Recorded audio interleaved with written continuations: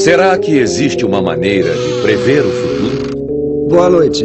Eu estava lhe esperando. Sabe a decisão vir a mim, Sr. Grayson? A história está cheia de pessoas que alegam ter encontrado uma maneira de prever eventos futuros. Esta é a morte. Mas mesmo se você pudesse ver o que acontecerá, iria querer saber o que lhe reserva o futuro? Como se sentiria se visse algo de ruim? Prepare-se para descobrir 10 maneiras de prever o futuro.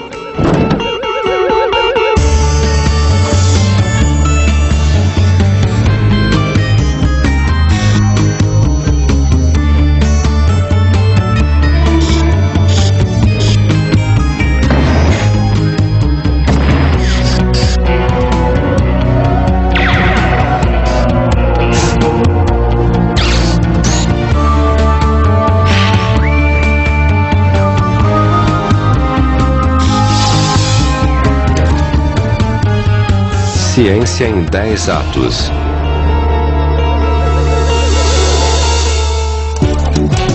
Quando se trata de futuro, há 3 tipos de pessoas. Aqueles que deixam acontecer, aqueles que fazem acontecer e aqueles que ficam imaginando o que foi que aconteceu. O que você faria se pudesse prever o futuro? Faria uma fortuna ou encontraria o verdadeiro amor? Iria querer saber o dia em que vai morrer? Independente de sua resposta, prevemos com segurança a tendência para essa próxima hora. Muita informação, ótimo entretenimento e um pouco de besteirol. Bem-vindos a 10 maneiras de prever o futuro. E em 10º lugar, vamos negociar muito com as feras dos prognósticos com cartas.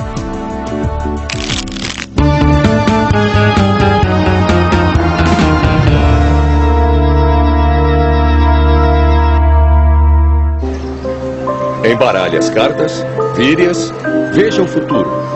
É fácil entender porque o tarô é a forma mais popular de previsão hoje. 78 cartas ricamente ilustradas com demônios e cavaleiros, amor e morte. Elas são exóticas e misteriosas, assustadoras. E sejamos honestos, às vezes até um pouco sexy. Sugiro dormir com uma carta sob o travesseiro todas as noites. E ver então o que acontece. Eu sei o que está pensando. Quem é ela? E por que ela está na banheira? O As de Paus fala por si mesmo. É uma carta muito fálica, como pode ver. E representa a paixão, a energia sexual e a fertilidade. Seu nome é Juliette. E ela é uma das tarólogas mais procuradas dos Estados Unidos hoje em dia. E eu não tenho nem ideia por que ela está na banheira. Só se for para molhar as cartas. As pessoas perguntam sobre vários tipos de ações, de títulos, se devem comprar ou vender terrenos. Muitas questões financeiras. Provavelmente tanto quanto as questões de amor, mas eu acho que as pessoas querem saber mais sobre a vida amorosa do que outra coisa. Amor, é claro. É sempre o amor. E é aí que entra a encantadora Jennifer.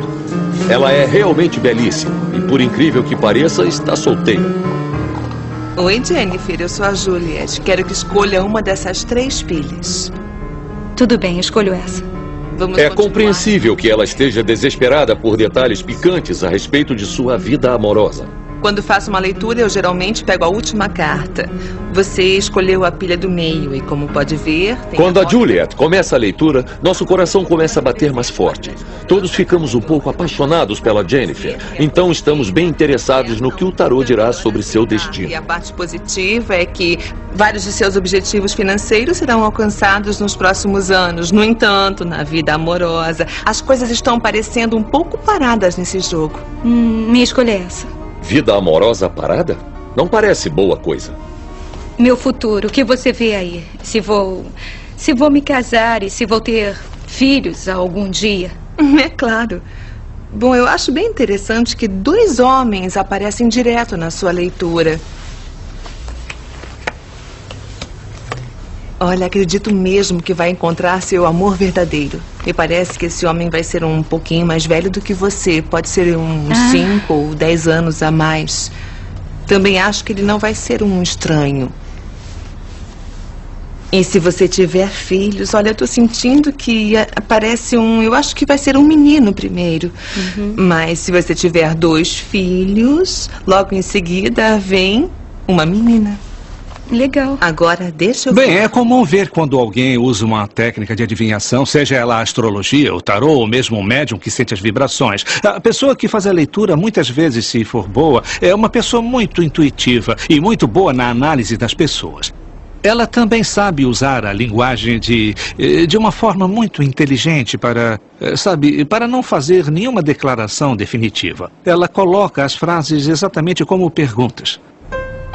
Então, a Jennifer pode casar-se em 2 ou 3 anos com alguém que ela pode ou não conhecer, que deve ser de 5 a 10 anos mais velho que ela, com quem ela poderá ter 1 ou 2 filhos que poderão ser homem ou mulher. É incrível, mas não é convincente.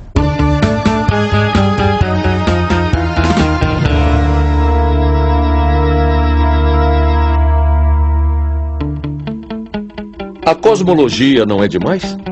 Quem pensaria ao olhar para as estrelas que elas podem nos dizer tanto a respeito da origem do universo e de nosso futuro? Vamos tirar o chapéu para os antigos egípcios. Afinal, eles construíram as pirâmides e inventaram a escrita. Mais ou menos. Seus sacerdotes astrônomos também desenvolveram uma das formas mais remotas da astronomia e cosmologia quando começaram a seguir o movimento das estrelas e prever a inundação anual do rio Nilo. E ainda estamos na mesma 5.000 anos depois. Então, o que o olhar através de um grande telescópio pode nos dizer a respeito do futuro? Bom, de acordo com alguns caras da cosmologia, em 2 bilhões de anos a vida poderá se repetir exatamente da mesma forma. Mas ao contrário. Pode soar como uma maluquice, mas há uma teoria com essa previsão absurda. Eles a chamam de Big Crunch, ou Grande Aperto. Mas antes temos que voltar ao início dos tempos. Olá, meu nome é Ofer Lahav, sou o professor Perrin de Astronomia e chefe do grupo de Astrofísica na Universidade de Londres. Minhas pesquisas são na área da cosmologia. O que descobrimos nos últimos anos? Em primeiro lugar, se aceita razoavelmente que o universo tenha começado no Big Bang, ou Grande Explosão.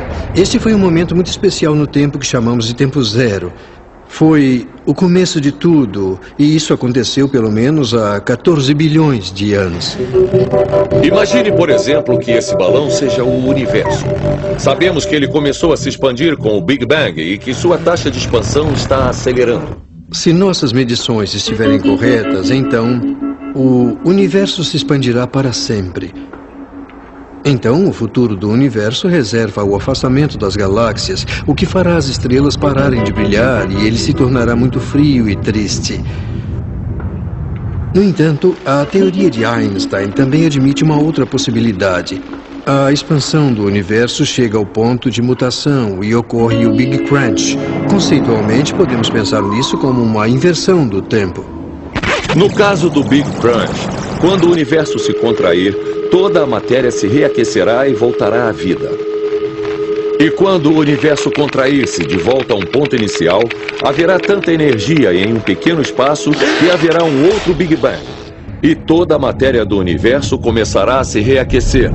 Os planetas irão se formar novamente, as estrelas voltarão a existir, e o universo, o tempo e tudo o mais vão começar de novo. Bem, também sabemos que se a hipótese do Big Crunch tornar-se real, se provarmos que será real, poderemos ter um universo oscilatório entre expansão, contração, expansão e contração. E a cada vez o relógio começará a funcionar de novo. Então, se estiver prestes a fazer algo que causará arrependimento, não o faça, porque pode ser que volte a fazer em 2 bilhões de anos, para frente e para trás, para frente e para trás.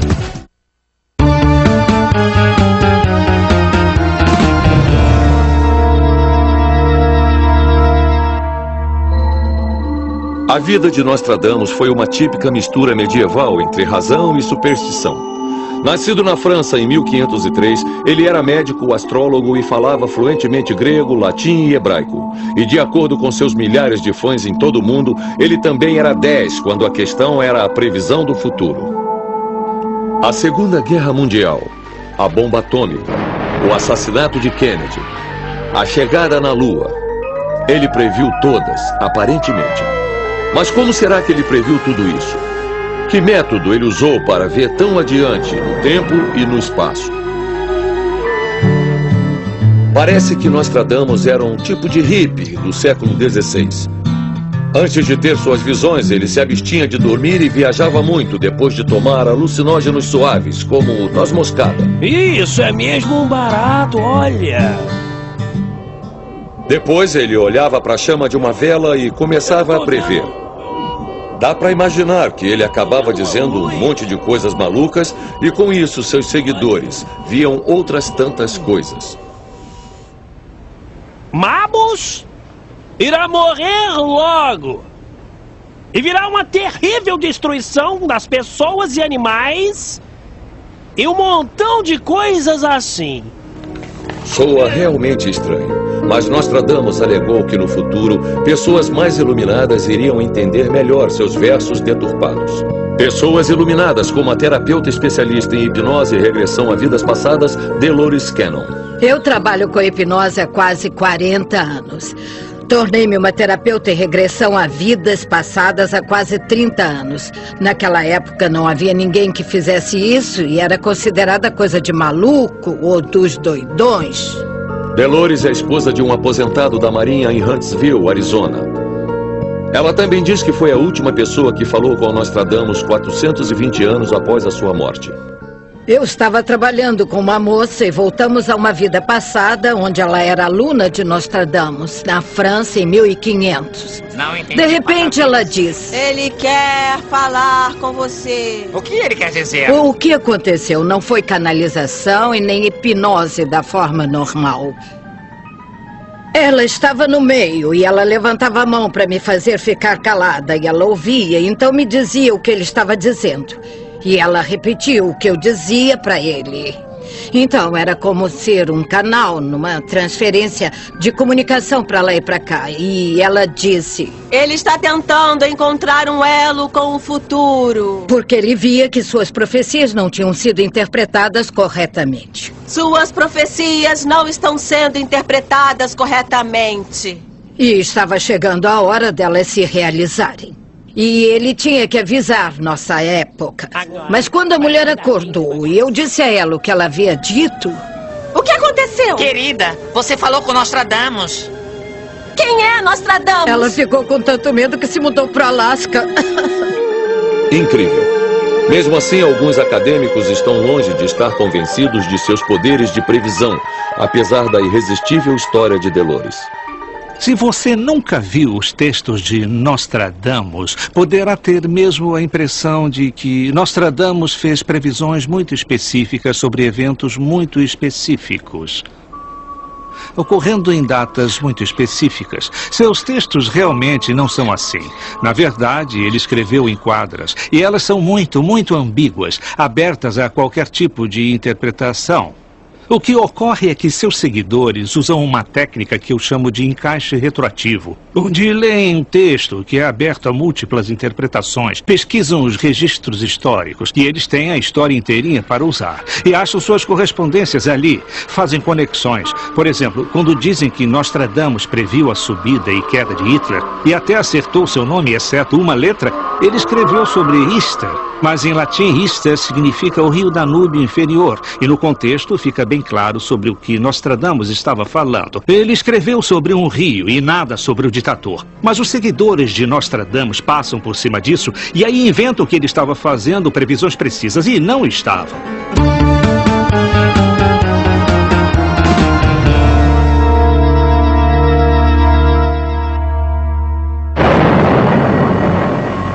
O mundo era um lugar assustador durante a Guerra Fria. A ameaça constante de confronto nuclear tornou a informação uma arma valiosa na grande batalha ideológica do século XX. E em uma tentativa desesperada de estar à frente do jogo, tanto o governo soviético quanto o americano realizaram pesquisas sobre espionagem mediúnica. Eles chamavam isso de visão remota. A visão remota era uma tentativa de usar a clarividência como arma militar. Por exemplo, um oficial do exército soviético recebia um papel com um número qualquer. Ele então se concentrava naquele número, entrava em transe e tentava prever eventos futuros mundialmente. Mas por que esses militares rudes e sem tempo para brincadeiras apostaram em uma ideia tão incrivelmente hippie?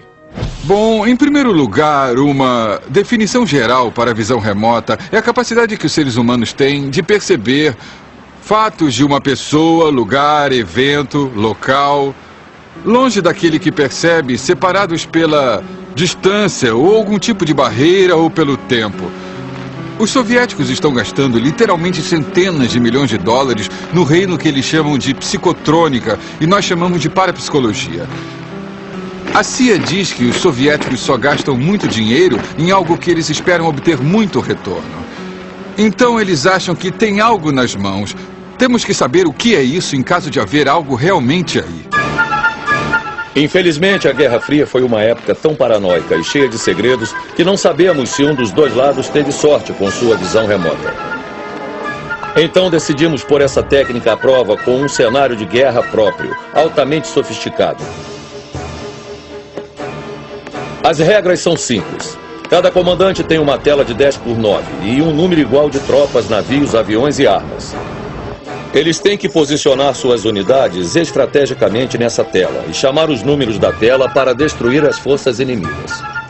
Chris, que alega ser um especialista em visão remota, usará então sua habilidade mediúnica contra nosso comandante soviético completamente não mediúnico. O que temos que tentar fazer é ter uma visão de onde os inimigos colocaram suas peças. Vou pedir para que a luz passe por meus olhos e que ela me mostre a verdade. Vai ser difícil.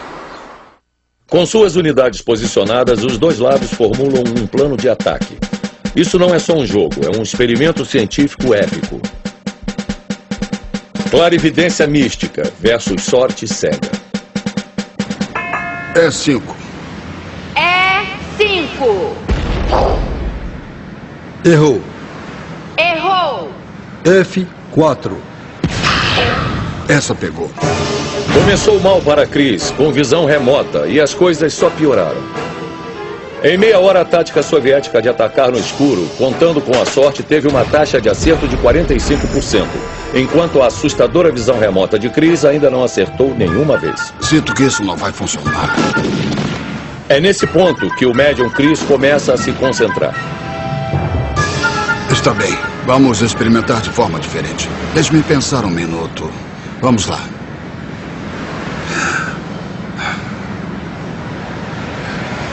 G6. G6. Acertou. Acertou. Foi uma reação corajosa, mas já era tarde demais. No final do jogo, com a estratégia de avançar com o andar do jogo, provou ser 3 vezes mais bem sucedida. Errou! O que explica por que o governo americano cortou a verba do projeto no início dos anos 80.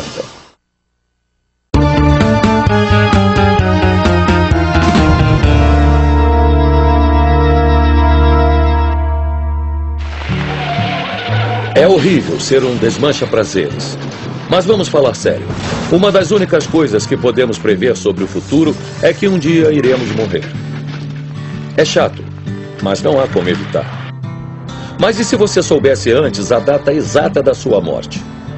Pode ser que decidisse relaxar e tomar um cafezinho. Eu tenho 25 anos, fumo 10 cigarros por dia e hoje eu estou esperando saber em que dia exatamente eu vou morrer. Caramba, será mesmo possível prever a morte de alguém? Bom, talvez até um certo ponto, contanto que você tenha as estatísticas corretas. O que os atuários e os estatísticos fazem é usar uma ferramenta chamada tabela da vida. A tabela da vida mede sua probabilidade de sobreviver em idades diferentes em sua vida. E a previsão da duração da vida é um grande negócio. Companhias públicas de seguros e fundos de pensão investem milhões de dólares a cada ano para prever nossa morte. E o mais assustador é que alguns estatísticos acham que com informações suficientes, eles podem prever a data de sua morte, com uma margem de erro de apenas 3 anos.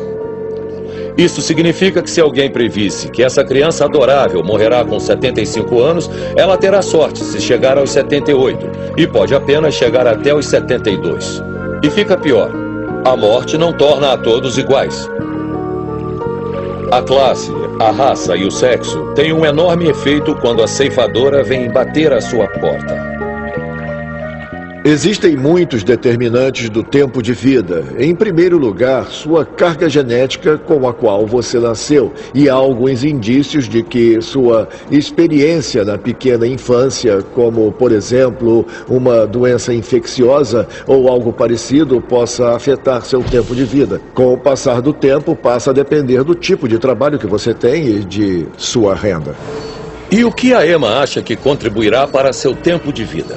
Eu como verduras todos os dias, mas não caminho muito.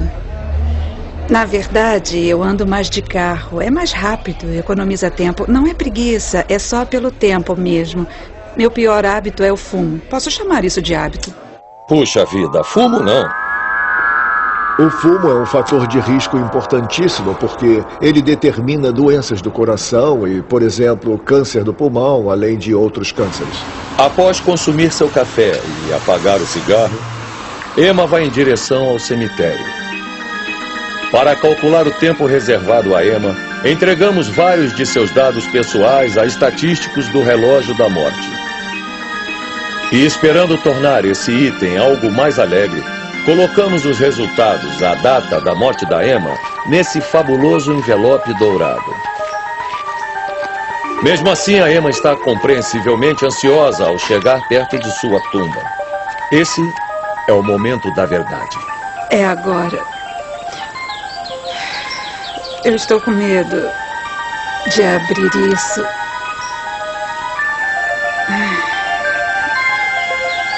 Eu vou abrir.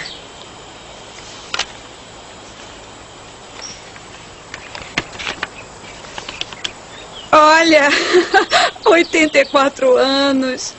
Não está nada mal, não é? Fiquei feliz em saber. Vai desistir de fumar agora? Talvez não agora. Para ser honesta. Parabéns, Emma. Tomara que você passe muito das expectativas. Agora, vamos com a bola toda.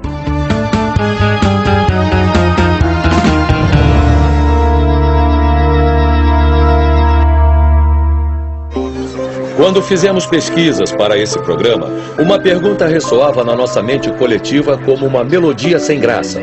Se todos esses médios que conhecemos podem mesmo prever o futuro, por que não estão todos rolando na grana?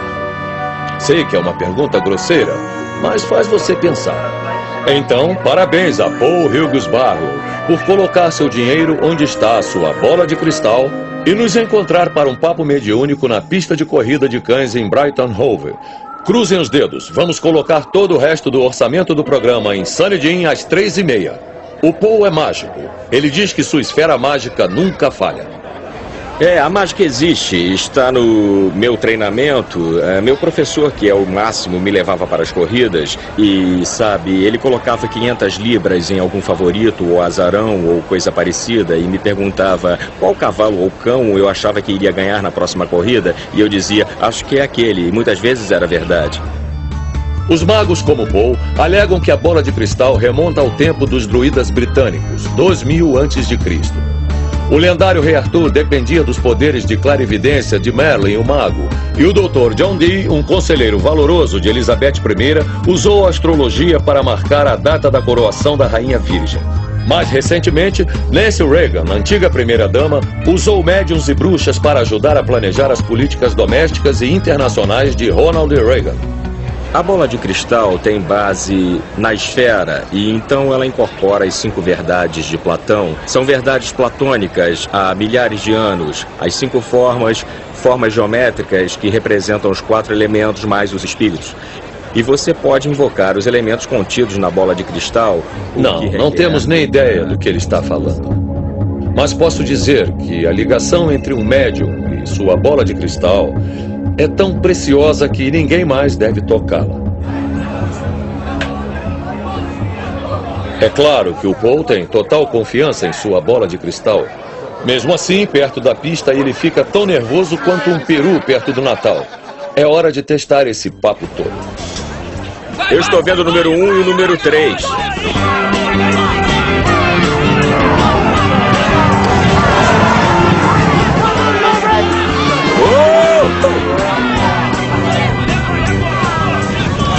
Número 1 e número 2. Acertei o número 1. O número 1 acertei. O número 3 ficou em terceiro. Nada mal, mas nada excepcional. Nosso secretário de produção, sem bola de cristal, conseguiu prever os 3 primeiros da corrida, o que novamente sugere que apostar aleatoriamente é uma forma melhor de prever o futuro que uma bola de cristal. Talvez não devamos olhar para a bola de cristal para prever o futuro. Em vez disso, vamos cuidar dos ovos.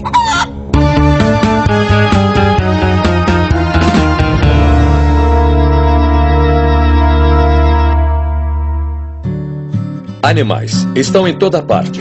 Nas casas, fazendas, navios, zoológicos e de vez em quando na natureza. Mas será que nós os entendemos? Será que o segredo do futuro não está nas mãos de meros humanos, e sim nas de nossas criaturas de escamas ou penas, ou nossos queridos peludos? Há fortes razões evolucionárias para a reação antecipada dos animais a desastres, ou seja, eles fogem. Mas não temos ideia de como eles o fazem. Os chineses usam isso para prever tremores de terra, prestando atenção ao comportamento animal. No Ocidente, sismólogos e especialistas em terremotos simplesmente ignoram esse fato, assim não aprendem nada sobre isso. A teoria física mais plausível é a ocorrência de mudanças elétricas antes de um terremoto. Quando as rochas são esmagadas, o campo elétrico da Terra muda. Pode ser que os animais sejam capazes de sentir isso. Acho que pode ser por aí ou algo parecido. Mas pode ser que haja algo mais misterioso, como uma capacidade de prever o futuro, que nós chamaríamos de precognição ou pressentimento, uma sensação de que algo mais vai acontecer. Como os chineses, Billy Gibbons acha que os animais podem ser a chave para a previsão do futuro. Para ser mais exato, ele acha que as galinhas têm uma forma de clarividência que pode ser usada para escolher números de loteria. A história sobre a galinha sortuda é que eu estava andando no campo há um tempo atrás e eu a encontrei. E eu a chamei de a galinha sortuda. Então, como ela estava morrendo, eu a trouxe para casa e a salvei. Bom, eu saí um dia e quando eu voltei, ela tinha destruído tudo. E havia uma calculadora com milho por cima. Quando eu estava recolhendo tudo, eu notei na calculadora que havia alguns números e ela tinha ciscado sobre as teclas da calculadora. E como era sábado, eu achei que podia usar esses números para minha loteria. Eu não acreditei quando aqueles números começaram a surgir. Todos estavam certos, exceto aqueles que eu tinha escolhido que não apareceram. Eu teria ganho 9 milhões se eu tivesse escolhido o número certo. Bem, eu devo dizer, nós teríamos ganho. Uma galinha que prevê números ganhadores de 9 milhões de libras? Pode soar assustador, mas a ideia de animais com poderes mediúnicos não é nova. O famoso escritor e biólogo Rupert Sheldrake diz que vem estudando essa teoria maluca há anos.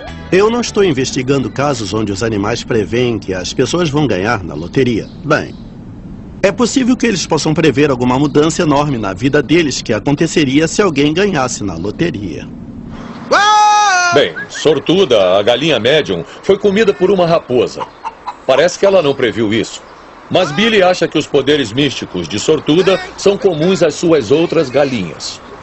O que eu estou fazendo agora é escolher os meus números de loteria. E a forma de fazer isso é colocar aleatoriamente um pouco de milho em cima da calculadora. E aí eu dou a calculadora, mas o milho, as galinhas, assim. Aqui. E agora elas estão escolhendo os números. Já temos temos 4, temos 8 e temos 9. 4, 8, 9... Sai. Temos 1, temos 3 e 7. 1, 3, 7. E aí vem outro 3 e... agora ela apagou tudo. Mas deu tempo de anotar os números antes. Com os números em mãos, voltamos à sala de Billy. Em condições rigorosas de laboratório, testamos os números das galinhas médias. Permitimos a Billy combinar os números em qualquer sequência que ele achar melhor. 32. A maioria dos jogos de loteria usa 49 bolas numeradas individualmente. E a chance de uma pessoa escolher 6 números ganhadores é de 13.983.816 para 1. Uma chance bem pequena. Então imagine a pressão sobre as galinhas de Billy, porque nós tínhamos 99 bolas individualmente numeradas na nossa loteria, o que significa que a chance de uma galinha escolher os 6 números ganhadores é de 112.529.250 para 1. E incrivelmente, vejam só, as galinhas médiums do Ralph escolheram mesmo 3 números ganhadores, contrariando a probabilidade de 156.849 para 1. A conclusão dos experimentos que conduzimos é muito boa, porque nós obtivemos 3 dos 7 números que as galinhas médiums previram, o que é muito bom, porque são só aprendizes, eu estou treinando elas no momento, então está muito bom. Mas quem sabe como será o futuro dessas galinhas médiums? Elas obviamente já sabem, é claro. Afinal, elas são médiums, não são?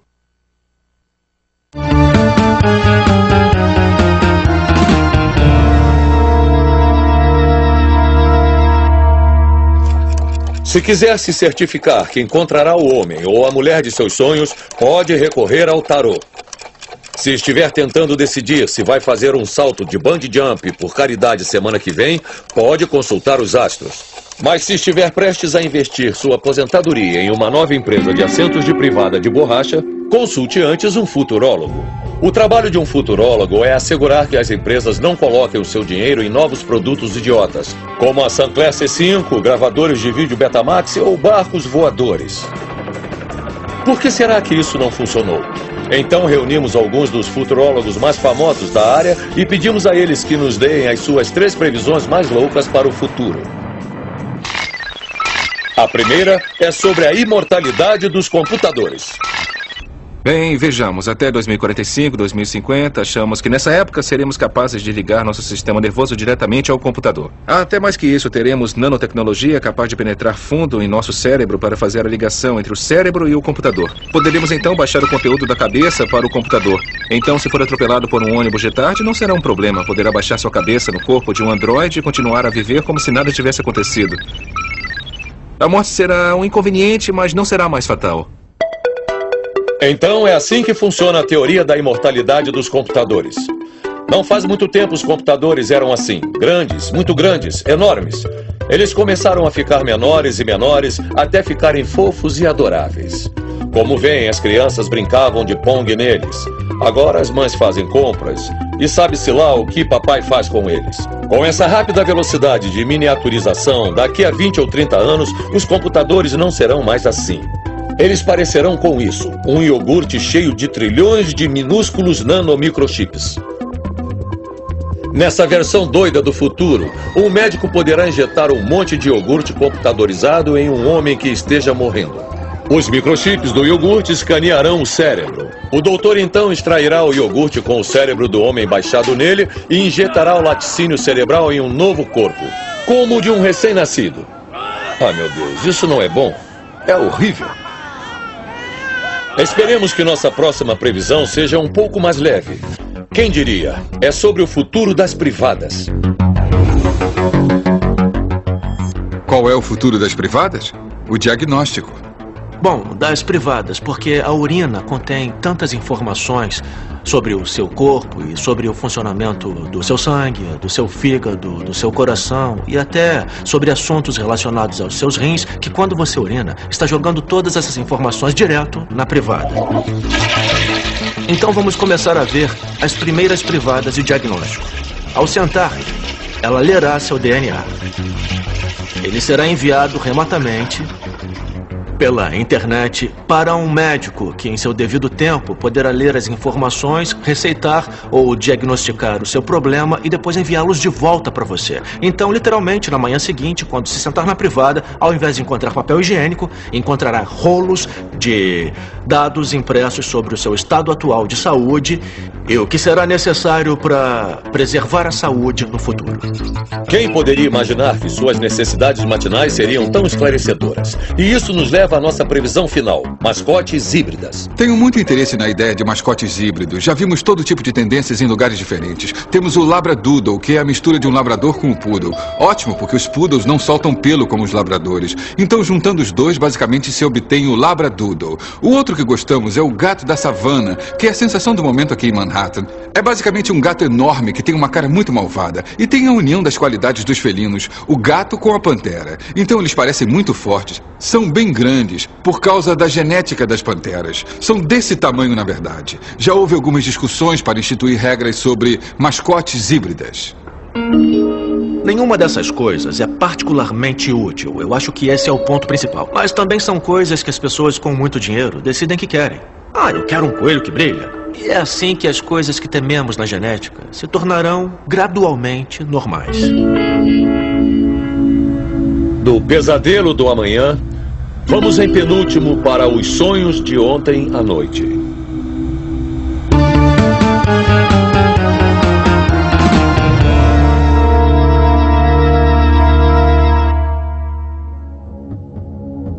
Seria possível prever o futuro ao sonhar? De acordo com as pessoas que acreditam nesse tipo de coisa, todos fazem isso. Nos Estados Unidos, mais pessoas dizem ter sonhos pré-cognitivos do que passaportes. Isso é muita profecia. Parece que essas figuras tiraram os sonhos pré-cognitivos da obscuridade dos doidos da nova era e os encaixaram no mundo real, de pessoas comuns. Pessoas comuns como Christopher Robinson. O problema com qualquer coisa paranormal, mediúnica ou como queira chamá-la, é que sua própria natureza atrai doidos e pirados. Christopher é um sonhador pré-cognitivo profissional. E hoje Chris concordou em testar seus poderes pré-cognitivos ao prever por escrito o local secreto para onde o estamos levando. Por isso, está vendado. Os sonhos de ontem à noite não foram nada bons. Foram muito pobres em termos de conteúdo. Eu vi essa máquina que parecia um cortador de grama e fiz alguns desenhos. Então, quando chegarmos ao local, eu vou tirar a venda e ver se há algo a 360 graus. E provavelmente haverá um objeto principal que parecerá com as coisas que eu desenhei. E aqui estamos no local secreto. Por baixo dessa rua movimentada há um local de reunião dos antigos cavaleiros templários. Uma caverna subterrânea. Será que há um cortador de grama aqui? Vamos descobrir. Sonhei que estava em um barranco muito inclinado. E havia mais umas coisas como água e cabos, e barcos, mariscos, e várias coisas malucas. E eu realmente não faço a menor ideia do seu significado. Me lembro claramente que escrevi no caderno que desci esse barranco no meu sonho com os olhos vendados. Aqui estamos. Uma caverna a 320 quilômetros da costa. Será que corresponde ao desenho de Chris? Uau. Bem, parece estranho mesmo. Vamos ver o que é isso nos desenhos. Estou vendo o que parece com isso. E vi uma coisa giratória, como um disco voador, mas embaixo de um cortador de grama. Isso parece o fundo de um cortador de grama para você? E aí tinha essas coisas do tipo motores, e eu escrevi que estava confuso com isso. Bom, esse foi o sonho de ontem à noite. Confuso e interessante. Mas será que ele acertou? Não acho que pode chamar isso de um grande acerto. Uma das experiências menos incomuns que as pessoas têm e que as leva a acreditar que as forças paranormais realmente existem é uma situação em que sonham com alguma coisa. E depois de alguns dias, alguma coisa acontece em suas vidas que parece ter uma conexão incrível com as coisas com o que sonharam. Na verdade, se você parar e analisar e pensar na matemática envolvida, verá então as consequências que provavelmente têm que ocorrer. Antes de revelarmos nosso método final de previsão de futuro, vamos lembrar rapidamente de nossos 10 itens da viagem no tempo. Em 10º, tivemos uma leitura de tarô aberta para uma senhorita abandonada. Em 9º, enchemos a bola do Big Crunch. Em 8º, viajamos com o hippie Nostradamus. O número 7 foi uma bagunça, um jogo de guerra que sequer funcionou. Em 6º, o relógio da morte, que ganha tempo. O número 5 eram bolas de cristal na pista dos cães. Em 4º estava sortuda, galinha médium azarada. O 3 era o ataque do iogurte cerebral do futuro e uma privada de borracha. E em 2º, procuramos por um cortador de grama. Isso nos leva à melhor e mais incrível maneira de como prever o futuro. Primeiro lugar. Viajar através do tempo é mesmo possível? O incrível é que, de acordo com a teoria da relatividade de Einstein, pode ser. Como pode ser? E como poderemos explicar isso nos 4 minutos que nos restam? Fácil. O que Einstein fez em 1905, na verdade, foi ponderar sobre a natureza da luz. Na verdade, muito antes disso, quando ele tinha 16 anos, ele surgiu com um pensamento. E se eu estiver viajando na velocidade da luz e segurar um espelho na frente do meu rosto, será que eu veria meu reflexo? Porque para ver seu reflexo, a luz teria que sair do seu rosto em direção ao espelho, bater e voltar para seus olhos. Mas ao viajar na velocidade da luz, será que a luz que sai do seu rosto consegue chegar ao espelho? E em 1905 ele conseguiu a resposta para isso. Sim, ele veria seu reflexo, porque na verdade a luz se move na mesma velocidade, independente da posição do observador. Ok, aí tem bastante material para pensar. Mas basicamente o que Einstein estava dizendo é que quando a velocidade da luz é constante, o que ela é, então o tempo se torna elástico. O tempo pode ir mais devagar ou mais rápido, dependendo da velocidade em que você viaja. Mas como tudo isso torna possível ver o futuro? Bom, essa é a parte fácil. Na verdade, é tão fácil que uma criança poderá explicar. Aqui estão meus amigos, Alice e Bob. Um dia, a Alice decide sair de férias. Ela entra nesse avião super mega ultra rápido e voa a 99,9% da velocidade da luz.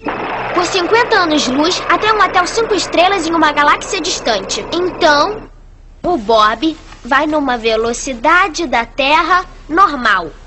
E vai lentamente ficando mais velho até ser colocado num asilo para velhinhos. Ao mesmo tempo, Alice volta. E no espaço, tudo tá acontecendo rápido mesmo, porque ela tá viajando muito, muito rápido. Então, ela só envelheceu 6 meses. Então, quando chega de volta, ela infelizmente fica sabendo que Bob morreu. Essa é a teoria de Einstein. Que tal, hein? E ele está totalmente certo. Se você colocar um relógio num foguete ou até num avião supersônico, voar com ele e trazê-lo de volta, ele vai marcar 1 hora mais cedo do que esse mesmo relógio marcaria se tivesse sido sincronizado com o tempo terrestre. O tempo passa mais devagar, então o tempo passa menos para os relógios em movimento. E quanto mais perto ele chega da velocidade da luz, mais notável é essa diferença. Então, todas as vezes em que você fizer uma viagem de avião, na verdade estará viajando para o futuro. Só não muito adiante no futuro, porque o grau da curva do tempo será quase imensurável. O ser humano que viajou mais tempo na história até hoje foi o astronauta Sergei Adyayev, que ficou na Estação Espacial Mir por um total de 749 dias. Quando ele voltou à Terra, tinha envelhecido aproximadamente uns 150 avos de segundo menos do que se ele tivesse ficado em casa. Tudo bem, pode não parecer muito, mas ainda assim, ele viajou mais no futuro do que qualquer um de nós. Para chegar perto da velocidade da luz ou até a metade da velocidade da luz, precisamos de tanta energia, tanta que certamente na tecnologia atual não temos nem ideia. E mesmo assim, acho que não devemos ser tão tacanhos e ter a mente tão fechada para pensar que esse dia nunca chegará tecnologicamente. Mas certamente há esse porém. Precisamos de tanta energia para chegar à velocidade da luz que não podemos conceber nenhum sistema de propulsão de foguetes que faria isso por nós. Mas um dia saberemos como fazê-lo. Somos humanos inteligentes Afinal, chegamos até a Lua, criamos a arte e a literatura de qualidade. E um dia chegaremos a uma velocidade tão rápida que nos impelirá adiante no tempo. E é por isso que viajar através do tempo é nossa maneira favorita de prever o futuro. Versão brasileira Audiocorp.